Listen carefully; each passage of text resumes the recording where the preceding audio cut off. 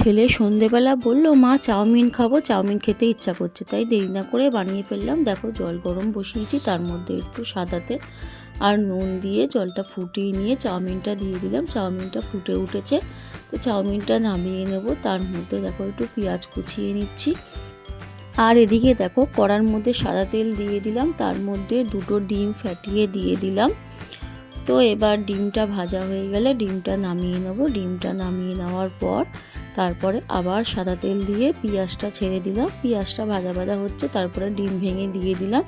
তার মধ্যে চাউমিনটা দিয়ে এবার নেড়ে চেড়ে তার মধ্যে নুন দিয়ে একটা বাটি নিয়ে তার মধ্যে টমেটো সস আর চিলি সস দিয়ে ওটা মিক্স করে রেখে দেবো। আর চাউমিনের মধ্যে একটু সোয়া সস দিয়ে ওটা আবার নেড়ে তারপরে সসটা দিয়ে দেবো, মিক্স করা সসটা। তারপরে দেখো আমার চাউমিন রেডি হয়ে গেছে। বাবাই বলল, মা হেব্বি হয়েছে খেতে, কি দারুণ লাগছে।